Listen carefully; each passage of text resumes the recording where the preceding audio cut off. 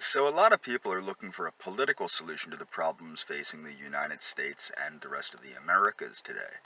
And I am a firm believer in the fact that we do not have a political problem. We have a cultural problem. We have a culture in decline. The good news is throughout the Americas, our culture is in far less decline than it is in, say, Europe.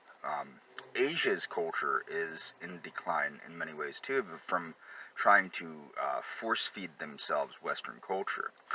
But what separates, now what I'm going to do is I'm going to do a series of videos on the Anglo-Saxon and German values that created the United States, primarily Anglo-Saxon.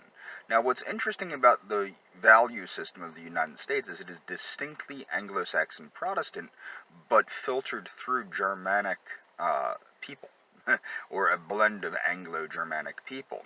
But I'm going to do a series of videos showing the similarities between Justicialism and third positionism and Anglo-Saxon values.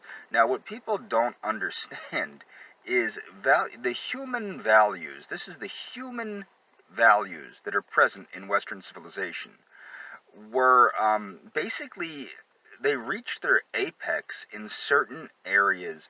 One was the founding of the United States, the Constitution, the Bill of Rights, all that, the Federalist Papers, and the philosophy of the culture and the culture itself, the agrarian culture and even the industrial culture of the United States, was in some ways the apex of Western civilization.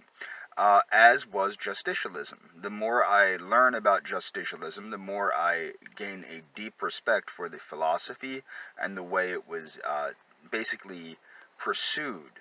So what I'm going to do is a series of videos showcasing basically Justicialism and the Anglo-Saxon values and the Catholic values, both the Anglo-Saxon Protestant and the Catholic values, that if we embrace in a secular sense, which is the concept of the United States, could revitalize the United States at a cultural level. Because let us not forget, politics are not culture. Politics are distilled from the culture, and that is why we have such a terrible political system. Countries get the political leaders they vote in, usually, especially in the United States. We don't have any crazy, vicious, violent mobs. I mean, some people are brainwashed by the media, but again, as I always say, you can always choose to turn it off. So, that's the gist of this.